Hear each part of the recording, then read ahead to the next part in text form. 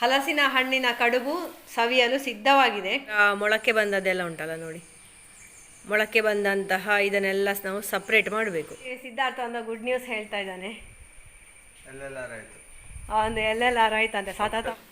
ಜಾಸ್ತಿ ನೀರು ಸಹ ಎಣ್ಣೆ ಸಹ ಎಳ್ಕೊಳ್ಳಿಲ್ಲ. ಇದು ಭಾರಿ ಚೆನ್ನಾಗಿದೆ. ನಾನು ಹಾಕಿದಷ್ಟೇ ಎಣ್ಣೆ ಉಂಟು.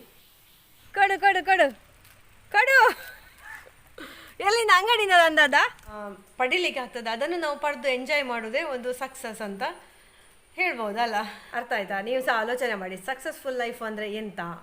ಗುಡ್ ಮಾರ್ನಿಂಗ್ ಎಲ್ಲರಿಗೂ, ಪ್ರೀತಿಯ ನಮಸ್ತೆ. Welcome to Ashwini vlogs. ಇವತ್ತು ಬೆಳಿಗ್ಗಿನಿಂದ ಉಂಟಲ್ಲ ಫುಲ್ ಮಳೆ, ವೆದರ್ ಅಷ್ಟೊಂದು ಕಂಫರ್ಟೇಬಲ್ ಇಲ್ಲ.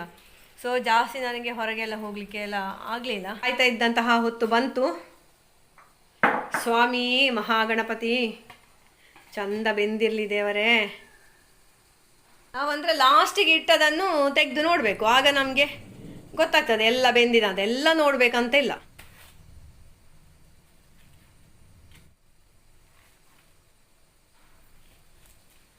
ಆದರೆ ಸ್ವಲ್ಪ ಬಿಸಿ ಸಹ ಕಡಿಮೆ ಆಗಬೇಕು, ಇಲ್ಲದಿದ್ದರೆ ಇದು ಬಿಡುವುದಿಲ್ಲ, ಅಂಟು ಬಿಡುವುದಿಲ್ಲ. ನನಗೆ ಈಗ ಅರ್ಜೆಂಟ್ ಆಯ್ತು ನಿಮಗೆ ತೋರಿಸ್ಲಿಕ್ಕೆ ಬೇಕಾಗಿ. ನೋಡಿ, ವಾವ್, ತಿನ್ಬೇಕಾದ್ರೆ ಉಂಟಲ್ಲ ಫುಲ್ಲು ತಣಿಬೇಕು. ಮತ್ತು ನಾಳೆಗೆ ಉಂಟಲ್ಲ ಅದು ಮತ್ತು ಸಹ ಒಳ್ಳೇದಾಗುತ್ತೆ. ನಾನು ಅದಕ್ಕೆ ಬೇಕಾಗಿ ಸಜ್ಜಿಗೆದೆ ಮಾಡಿದ್ದು. ಅಕ್ಕಿದು ಸಹ ಮಾಡ್ಬೋದಿತ್ತು, ಮತ್ತು ಎಲ್ಲರಿಗೆ ಸಾಕ್ತದಲ್ಲ ನಾಳೆ ಸಹ ತಿನ್ನಲಿಕ್ಕೆ ಅಂತ ಹೇಳಿ. ನೋಡಿ, ಹೊಗೆ ಆಡುವಂತಹ ಹಲಸಿನ ಕಡುಬು ರೆಡಿ.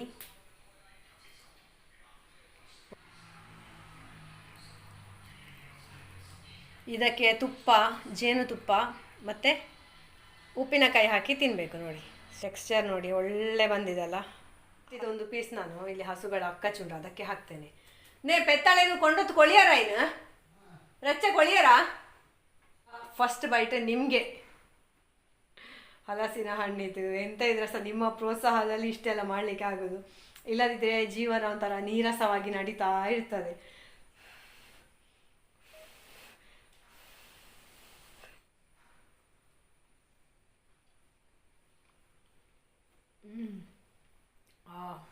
ಕರೆಕ್ಟಾಗಿದೆ, ಸೂಪರ್.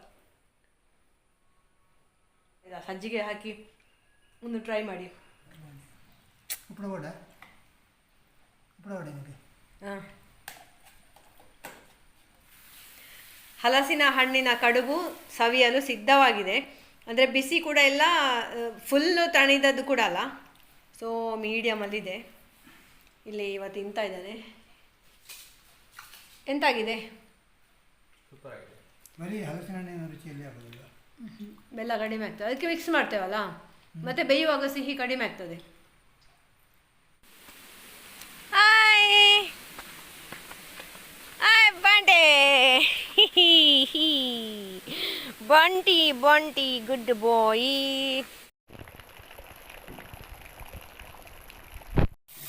ಈ ಹಲಸಿನ ಹಣ್ಣಿನ ಬೀಜ ಉಂಟಲ್ಲ, ನಾವು ಅದನ್ನು ಸಪ್ರೇಟ್ ಮಾಡಿದ ಕೂಡಲೇ ಹೀಗೆ ಚಂದ ಮಾಡಿ ತೊಳಿಬೇಕು.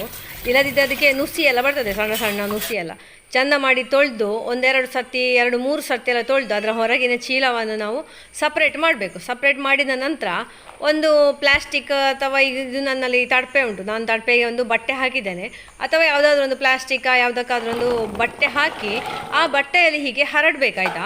ಹರಡಿದ ನಂತರ ಉಂಟಲ್ಲ, ಇದರಲ್ಲಿ ನೋಡಿ ಈ ಥರ ಮೊಳಕೆ ಬಂದದೆಲ್ಲ ಕಾಣ್ತಾ ಉಂಟಲ್ಲ, ಈ ಮೊಳಕೆ ಬಂದದ್ದನ್ನು ನಾವು ಸಪ್ರೇಟ್ ಮಾಡಬೇಕು. ಇದನ್ನು ನಾವು ತೆಗೆದಿಡಲಿಕ್ಕೆ ಆಗೋದಿಲ್ಲ. ಮೊಳಕೆ ಬಂದದ್ದು ಮತ್ತು ಬಾಗಾದದ್ದೆಲ್ಲ ಇದ್ದರೆ ಅದರಲ್ಲಿ ಬೇಗ ಫಂಗಸ್ ಬರ್ತದೆ.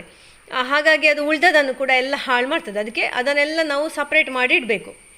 ಮತ್ತೆಲ್ಲ ತೊಳಬೇಕು. ತೊಳೆದು ಈ ಥರ ಒಂದು ಬಟ್ಟೆಯಲ್ಲಿ ಹಾಕಿ ಹಾಗೆ ಬಿಡಬೇಕು, ಗಾಳಿಗೆ ಬಿಡಬೇಕು, ಬಿಸಿಲಿಗೆಲ್ಲ ಒಣಗಿಸಬಾರ್ದು. ಹೀಗೆ ಬಿಟ್ಟ ನಂತರ ಉಂಟಲ್ಲ, ಇದರಲ್ಲಿ ಈ ಥರ ಮೊಳಕೆ ಬಂದದ್ದೆಲ್ಲ ಉಂಟಲ್ಲ ನೋಡಿ, ಮೊಳಕೆ ಬಂದಂತಹ ಇದನ್ನೆಲ್ಲ ನಾವು ಸಪ್ರೇಟ್ ಮಾಡಬೇಕು.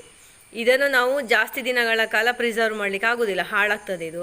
ಅಂದರೆ ಇದು ಆಲ್ರೆಡಿ ಓಪನ್ ಆಗಿದೆ ಅಲ್ಲ, ಇಲ್ಲಿ ನೋಡಿ ಇದು ಓಪನ್ ಆಗಿದೆ, ಇದರಲ್ಲೆಲ್ಲ ಬೂಸ್ಟ್ ಹಿಡಿತದೆ. ಹಾಗಾಗಿ ಈ ಥರ ಚೆಂದ ಇರಬೇಕು, ಸ್ವಲ್ಪ ಸಹ ಬ್ರೇಕ್ ಆಗದೆಲ್ಲ ಇರಬೇಕು. ನೋಡಿ, ಸ್ವಲ್ಪ ಸಹ ಬ್ರೇಕ್ ಆಗದೆ ಇರುವಂತಹ ಹಲಸಿನ ಹಣ್ಣಿನ ಬೀಜವನ್ನು ಮಾತ್ರ ನಾವು ತೆಗೆದಿಡ್ಲಿಕ್ಕೆ ಆಗೋದು ಜಾಸ್ತಿ ಸಮಯ. ನಾವೀಗ ಉಂಟಲ್ಲ ಸಾಂಬಾರು ಮಾಡಲಿಕ್ಕೆಲ್ಲ ಇದು ಹಾಕ್ತೇವಲ್ಲ ಬೇಳೆ ಎಲ್ಲ, ಸೊ ಬೇಳೆ ಬದಲು ಇದನ್ನು ಕೂಡ ಹಾಕ್ಬೋದು ಅಂತ. ಇದರಲ್ಲಿ ಅಷ್ಟು ಪ್ರೋಟೀನ್ ಉಂಟಂತೆ, ಮತ್ತು ಅಷ್ಟು ಕೂಡ ಒಂದು ಒಳ್ಳೆಯ ಪೋಷಕಾಂಶ ಭರಿತವಾದಂತಹ ಬೀಜ ಇದು. ನಮಗೆ ನೋಡಿ ಸುಲಭದಲ್ಲಿ ದುಡ್ಡು ಕೊಡದೆ ಸಿಗ್ತದೆ. ಈಗ ಪೇಟೆಯಲ್ಲಿರುವವರು ಸಹ ಹಾಗೆ ಇದು ಹಲಸಿನ ಹಣ್ಣೆಲ್ಲ ತಂದರೆ ಅದನ್ನು ಈ ಥರ ಎಲ್ಲ ಸಪ್ರೇಟ್ ಮಾಡಿ ಚಂದ ಮಾಡಿ ತೊಳೆದು ಹೀಗೆ ಹೊರಗೆ ಸ್ವಲ್ಪ ಹೊತ್ತು ಒಣಗಿಸಿ ಅಂದರೆ ಹೀಗೆ ಗಾಳಿಗೆ ಬಿಡಬೇಕು. ಮತ್ತು ಒಂದು ತೊಟ್ಟೆಯಲ್ಲಿ ಹಾಕಿ ಫ್ರೀಜರ್ನ ಒಳಗೆ ಇಟ್ಟರೆ ನಮಗೆ ಬೇಕಾಗುವಾಗ ಅದನ್ನು ಯೂಸ್ ಮಾಡ್ಬೋದು.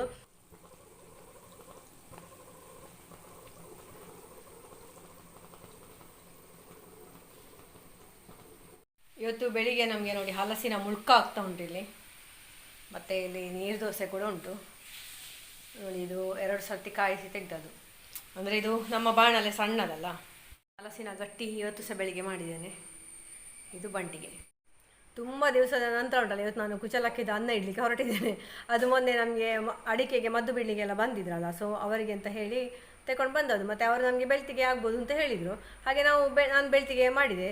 ಮತ್ತು ಈಗ ಅಂದರೆ ಅದನ್ನು ಇನ್ನು ತುಂಬ ದಿವಸ ಇಟ್ಟರೆ ಅದರಲ್ಲಿ ಇನ್ನು ಗುಗ್ಗುರು ಗುಮ್ಮೆ ಎಲ್ಲ ಆಗ್ತದಲ್ಲ, ಹಾಗೆ ಅದನ್ನು ಮಾಡು ಅಂತ ಹೇಳಿದರು. ಹಾಗೆ ಈಗ ಬೇಯಲಿಕ್ಕೆ ಇಟ್ಟಿದ್ದೇನೆ. ಅದನ್ನು ಬೆಂದಾದ ನಂತರ ಈಗ ಚೈನಾ ಪಾಟ್ ಉಂಟಲ್ಲ, ಸೊ ಚೈನಾ ಪಾಟ್ನ ಒಳಗೆ ಬೇಯಿಸ್ಲಿಕ್ಕೆ ಇಡಬೇಕು. ಅದು ಹೇಗಾಗ್ತದೆ ಅಂತ ನೋಡುವ ಮತ್ತೆ, ಆಯಿತಾ. ಸಿದ್ಧಾರ್ಥ ಒಂದು ಗುಡ್ ನ್ಯೂಸ್ ಹೇಳ್ತಾ ಇದ್ದಾನೆ. ಒಂದು LLR ಆಯ್ತಂತೆ ಸತತ ಪರಿಶ್ರಮದಿಂದ.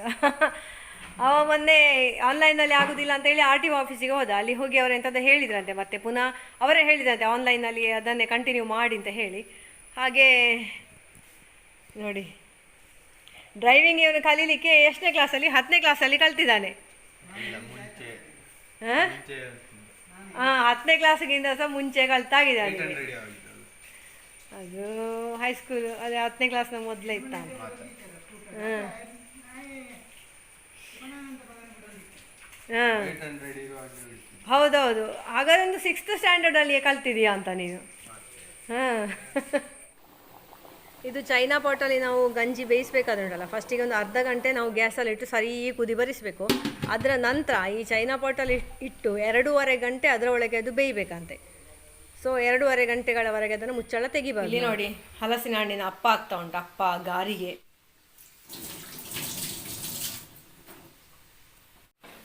ಜಾಸ್ತಿ ನೀರು ಸಹ ಎಣ್ಣೆ ಸಹ ಎಳ್ಕೊಳ್ಳಿಲ್ಲ, ಇದು ಭಾರಿ ಚೆನ್ನಾಗಿದೆ. ನಾನು ಹಾಕಿದಷ್ಟೇ ಎಣ್ಣೆ ಉಂಟು.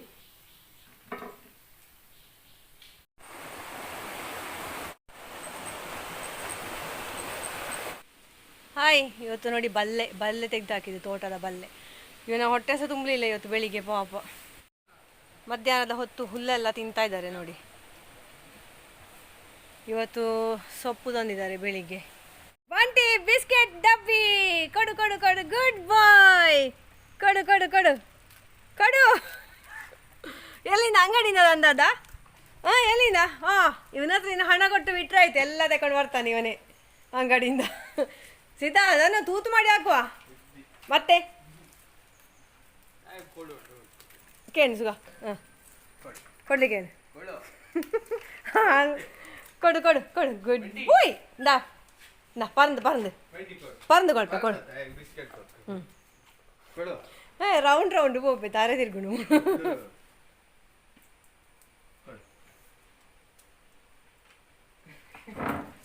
ಆಯಪ್ಪ ಇತ ಗುರ್ರ ಅನ್ಪೆ ಇಂಕೆ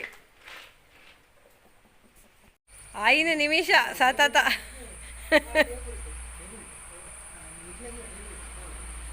ಏ ಬಾಂಟಿ ಎಂತ ಬೇಕು ನಿಂಗೆ? ಯಾಕೆ ಓಡಿ ಬಂದದ್ದು ಯಾಕೆ? ಅವಳು ಸೈಕಲ್ ಹೋಗು, ಸೈಕಲ್ ಹೋಗು, ಪೆಲಕ್ಕ ಇಲ್ಲ ಇವತ್ತು, ಹೋಗು ಓಡು.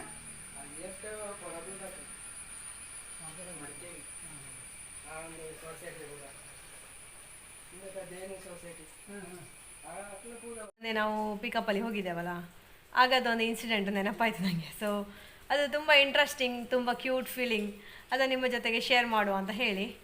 ಸೊ ನನ್ನ ಕ್ವೆಶ್ಚನ್ ಇದರಲ್ಲಿ ಎಂತ ಹೇಳಿದರೆ, ನಿಮ್ಮ ಪ್ರತಿಯೊಬ್ಬ ಒಬ್ಬ ಮನುಷ್ಯನಿಗೆ ಕೂಡ ಸಕ್ಸಸ್ನ ಡೆಫಿನೇಷನ್ ಡಿಫ್ರೆಂಟ್ ಆಗಿರ್ತದೆ ಅಲ್ವಾ? So what is successful life ಅಂತ ನಿಮ್ಮನ್ನು ನೀವು ಕ್ವೆಶ್ಚನ್ ಮಾಡ್ಕೊಳ್ಳಿ. ನಿಮ್ಮ ಪರಿಮಿತಿಯಲ್ಲಿ ಸಕ್ಸಸ್ಫುಲ್ ಲೈಫ್ ಅಂದರೆ ಏನು? ಹಾಗೆ ನನಗೆ ಏನಾಯಿತು ಗೊತ್ತುಂಟಾ, ಅವರ ಪಿಕಪ್ಪಲ್ಲಿ ದೇವರಿಗೆ ಉದ್ದದ ಮಲ್ಲಿಗೆ ಹೂ ಹಾಕಿದರು. ನನಗೆ ಆಶ್ಚರ್ಯ ಆಯಿತು. ನಾವೆಲ್ಲ ಉಂಟಲ್ಲ, ನಮ್ಮಲ್ಲಿ ಒಂದು ಕ್ರಮ ಹೀಗೆ ಹೇಳಿದರೆ ಕಂಡಬಟ್ಟೆ ಜಿಪುಣತನ ಮಾಡೋದು ನಾವು ಈ ಹೂವೆಲ್ಲ ತರಲಿಕ್ಕೆ ಅಂಗಡಿಯಿಂದ. ಇವನ್ ನಮ್ಮಲ್ಲಿ ಒಂದು ದೇವರ ಪೂಜೆ ಅಂದರೆ ಅಷ್ಟಮಿ ಚೌತಿ ಎಲ್ಲ ಬಂದರೆ ಸಹ ನಾವು ಅಂದ್ಕೊಳ್ಳೋದು ನಮ್ಮಲ್ಲಿ ಉಂಟಲ್ಲ ಹೂವೆಲ್ಲ ಅದನ್ನೇ ಹಾಕುವ ಅಂತ. ಅದು ಒಂದು ರೀತಿ ಬೇರೆ, ಹೌದು ಅದು ಸಹ ಶ್ರೇಷ್ಠವೇ, ಕನಿಷ್ಠ ಅಂತ ಏನಿಲ್ಲ.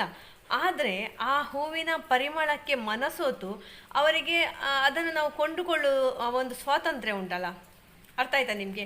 ನಮ್ಮ ಮನಸ್ಸಿನಲ್ಲಿ ಉದ್ಭವಿಸಿದಂತಹ ಫೀಲಿಂಗ್ಸನ್ನು ನಾವು ಅಲ್ಲಿಗೆ ಸಾಯಲಿಕ್ಕೆ ಬಿಡಲಿಲ್ಲ. ಯಾರಿಗಾದರೆ ಸಹ ಹೂವಿನ ಅಂಗಡಿಯ ಎದುರು ಹೋಗುವಾಗ ಅಥವಾ ಹಣ್ಣಿನ ಅಂಗಡಿಯ ಎದುರು ಹೋಗುವಾಗ ಅಥವಾ ಅವರಿಗೆ ಇಷ್ಟವಾದಂತಹ ಒಂದು ಎನಿಥಿಂಗ್ ಹೋಗುವಾಗ ಅದನ್ನು ತೆಕ್ಕೊಳ್ಳಿಕ್ಕೆ ಮನಸ್ಸು ಬರ್ತದೆ, ಆದರೆ ತೆಕ್ಕೊಳ್ಳಿಕ್ಕೆ ಸಾಧ್ಯ ಆಗೋದಿಲ್ಲ ಹಲವು ಕಾರಣಗಳಿಂದ, ಅಥವಾ ಬೇಡ ಅಂತ ನಾವು ಬಿಟ್ಟು ಬಿಡ್ತೇವೆ, ನಮಗೆ ಆಸಕ್ತಿ ಕಡಿಮೆ ಇರ್ತದೆ, ಅದೊಂದು ವರ್ಗ ಬೇರೆ. ಆದರೆ ತೆಕ್ಕೊಳ್ಳಿಕ್ಕೆ ಆಗದೆ ನಾವು ಕೆಲವೆಲ್ಲ ಬಿಡ್ತೇವಲ್ಲ, ಅಂದರೆ ತೆಕ್ಕೊಳ್ಳಿಕ್ಕೆ ಆಗದಂದರೆ ಹಾಗೆ ಅಲ್ಲ, ನಮ್ಮ ಹತ್ರ ಹಣ ಉಂಟು ಬಟ್ ಇದಕ್ಕೆ ನಾವು ಖರ್ಚು ಮಾಡೋದು ಒಂದು ವೇಸ್ಟ್ ಅಂತ ಹೇಳಿ.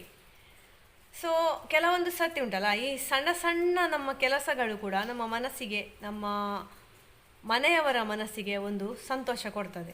ಸೊ ಅಲ್ಲಿ ಹೂ ಇತ್ತಲ್ಲ, ನನಗೆ ಆಶ್ಚರ್ಯ ಆಯಿತು, ಇಷ್ಟು ದೊಡ್ಡ ಮಲ್ಲಿಗೆ ಹೂ ಕನ್ನಡಿಗೆ ಹಾಕಿಟ್ಟಿದ್ದಾರೆ, ದೇವರ ಮೂರ್ತಿ ಸಣ್ಣದಿರೋದು, ಇದು ಎಲ್ಲಿಂದ ನಿಮಗೆ ಅಂತ. ಅದಕ್ಕೆ ಅವ್ರು ಹೇಳಿದರು, ನಾನು ನಿನ್ನೆ ಮಂಗಳೂರಿಗೆ ಹೋಗಿದ್ದೆ ಅಕ್ಕ, ಅಲ್ಲಿ ಕಡಿಮೆ ಇತ್ತು ಮಲ್ಲಿಗೆ ಹೂವಿಗೆ, ಹಾಗೆ ನಾನು ಹೆಚ್ಚಾಗಿ ಮಂಗಳೂರು ಬಿ ಸಿ ರೋಡ್ ಕಡೆ ಎಲ್ಲ ಹೋದರೆ ಮಲ್ಲಿಗೆ ಹೂವಿಗೆ ಕಡಿಮೆ ಇರುವ ಸೀಸನಲ್ಲಿ ನಾನು ತಗೊಂಡು ಬರ್ತೇನೆ ಮನೆಗೆ, ಅದು ಮನೆಯವರಿಗೆಲ್ಲ ಖುಷಿ ಆಗ್ತದೆ ಅಂತ ಹೇಳಿದರು. ಸೊ ನನಗೆ ಅವರ ಮಾತು ಕೇಳಿ ಅನ್ನಿಸ್ತು, ಇವರೊಂದು ಸಕ್ಸಸ್ಫುಲ್ ಮನುಷ್ಯ ಲೈಫಲ್ಲಿ ಅಂತ. ಯಾವಾಗ ನಮ್ಮ ಸಂತೋಷವನ್ನು ನಾವು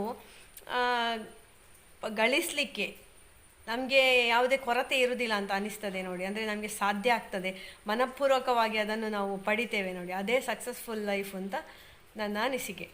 ಹಾಗೆ ಅಂದರೆ ನಮಗೆ ಕೆಲವೊಂದು ಸರ್ತಿ ಜಿಪುಣತನದಿಂದ ಕೂಡ ನಾವು ಅದು ಬೇಡಪ್ಪ ಅಂತ ಹೇಳಿ ಬಿಡ್ತೇವೆ, ಆದರೆ ಅದು ಕೊಡುವಂತಹ ಸಂತೋಷ ಉಂಟಲ್ಲ, ಅದು ಒಂದು ಬೇರೆ ಅಂತ.